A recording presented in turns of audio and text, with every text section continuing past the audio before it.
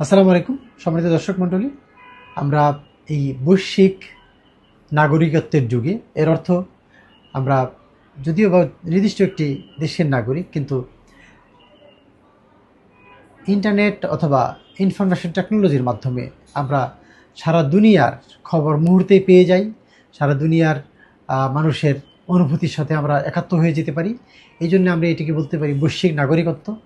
এই যুগে আরেকটি নতুন যে ডেভেলপমেন্ট হয়েছে সেটি হচ্ছে ধীরে ধীরে যেটি বেরিয়ে উঠছিল, আর্টিফিশিয়াল ইন্টেলিজেন্স অথবা এআই। আপনারা সবাই জানেন চ্যাট জিপিটি সহ আরও অনেকগুলো প্ল্যাটফর্ম রয়েছে, যে প্ল্যাটফর্মের মাধ্যমে আমরা অটোমেশন বা রোবোটিক্স এসবের মাধ্যমে মানুষের কার্যক্ষমতা কাজে না লাগানো ছাড়াই যন্ত্রের মাধ্যমে আমরা বিভিন্ন রকম কাজ করে স্বাভাবিক জীবনযাপন করার চেষ্টা করছি, এবং রোবটদের মাধ্যমে কাজ করিয়ে, অর্থাৎ কম্পিউটারের মাধ্যমে কাজ করিয়ে আমরা নিজেদের কাজের বোঝা হালকা করছি। এটি যেমন ঠিক তেমনি আরেকটি জিনিস অত্যন্ত গুরুত্বপূর্ণ। এই আর্টিফিশিয়াল ইন্টেলিজেন্স বা কৃত্রিম বুদ্ধিমত্তা, এটি একটার পর একটা ভার্সন আসছে এবং এটি নিজেই নিজেকে ডেভেলপ করছে।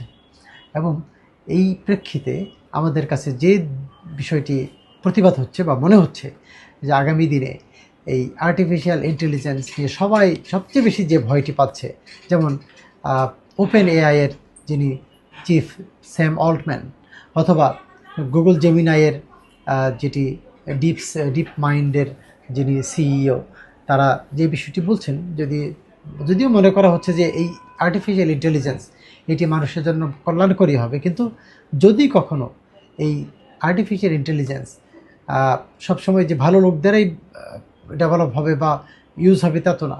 অনেক সময় দেখা যেতে পারে যে কোনো ডেভিলস ব্রেইন অথবা কোনো অসৎ লোকের দ্বারা অথবা অপরাধ প্রবণ কোনো লোকের দ্বারা যদি এটি ইউজ করা হয়, এবং এর মাধ্যমে যেহেতু আমরা হ্যাকিংয়ের বিষয়টি এখানে আছে, এই জন্য যে সমস্ত পারমাণবিক শক্তিধর রাষ্ট্র রয়েছে বা যেগুলি যে স্যাটেলাইটগুলো পৃথিবীর উপর দিয়ে ঘুরছে, এগুলি যদি তারা কখনো হ্যাক করতে পারে, হ্যাক করে যদি দেখা যাবে যে হয়তো যুক্তরাষ্ট্রে বসে অথবা চায়নাতে বসে অথবা যে কোনো দেশে বসে হ্যাকারদের একটা গ্রুপ এই এআইকে বা কৃত্রিম বুদ্ধিমত্তাকে ইউজ করে আমাদের সারা দুনিয়ায় লঙ্কাকাণ্ড বাঁধিয়ে দিতে পারে।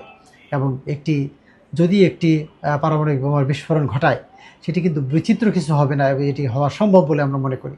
এবং এটি আমাদের জন্যে মানবতার বিধ্বংসী বা সভ্যতার বিধ্বংসী, অর্থাৎ দুনিয়াকে উলটপালট করে ফেলে দেওয়ার মতো একটি ঘটনা হতে পারে।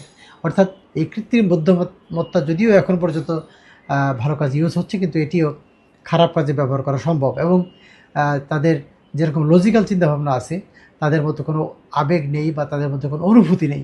এই লজিক্যাল চিন্তাভাবনাগুলোকে যদি কোনোভাবে টুইস্ট করা হয়, এবং মানবতা বিধ্বংসী রূপে এটি দেখা যেতে পারে। সুতরাং এটি আমাদের একটি ভয়ের কারণ। এটা হচ্ছে এক নম্বর বিষয়। দ্বিতীয় যে বিষয়ে আমি সবার দৃষ্টি আকর্ষণ করতে চাই, সেটা হচ্ছে এখন আগের দিনে এক সময়ে ছিল স্বর্ণ মুদ্রা, রৌপ্য মুদ্রা বা তাম্র মুদ্রা, এই সমস্ত মুদ্রার মাধ্যমে মানুষ লেনদেন করত। তারও আগে কি ছিল? তারও আগে মানুষ একে অপরের কাছে পণ্য দিয়ে আদান প্রদান করা হতো। ইভেন প্রফেট মুহাম্মদ সাল্লাল্লাহু আলাইহি ওয়াসাল্লাম যখন মদিনাতে রাষ্ট্র ব্যবস্থা প্রতিষ্ঠা করলেন, তখন খেজুরটাকেও এই বিনিময়ের মাধ্যম হিসেবে সেখানে প্রচলিত ছিল। স্বর্ণ মুদ্রা বা রৌপ্য মুদ্রা তো ছিলই, দিনার বা দিরহাম।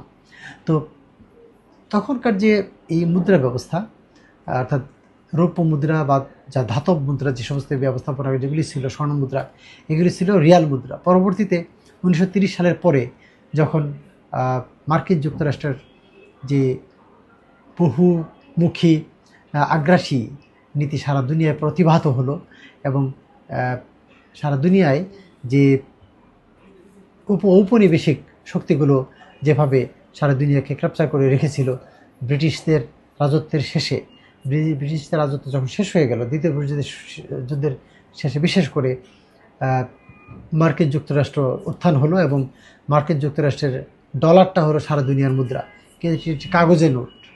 এই কাগজে নোট অনেক দিন ধরেই রাজত্ব করলো, এবং এখন পর্যন্ত সারা দুনিয়ায় ডলারের রাজত্ব করছে, কিন্তু আমাদের কাছে মনে হচ্ছে ডলারের রাজত্বে বা কাগজের যে মুদ্রা এর রাজত্বের দিন শেষ। কারণ এখন চলে আসছে বিটকয়েন বা ক্রিপ্টোকারেন্সি। এই ক্রিপ্টোকারেন্সি যেটি দৃশ্যমান নয়, কেউ দেখতে পায় না, বেশিরভাগ মানুষের কাছে কোনো অ্যাক্সেস নাই।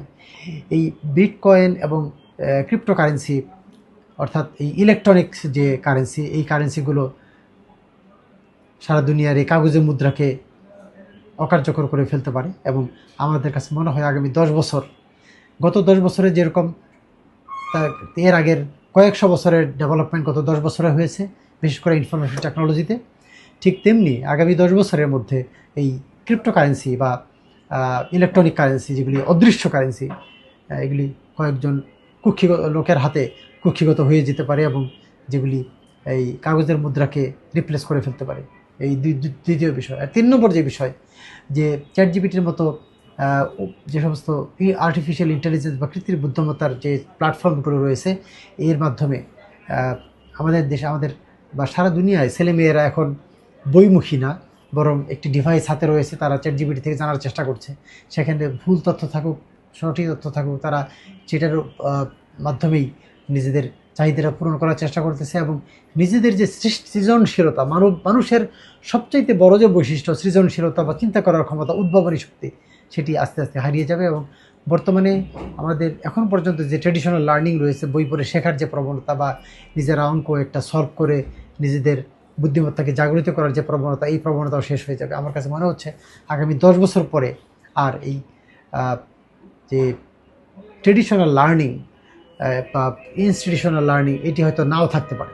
এটি মানবতার জন্য কত বড় চ্যালেঞ্জ হিসাবে দাঁড়াবে এই মুহূর্তে অনুমান করা মুশকিল। তবে এই বিষয়ে আমাদের সচেতন হওয়ার বা ভাবার আমার মনে হয় সময় এসেছে। ধন্যবাদ সবাইকে আমাদের সাথে থাকার জন্য।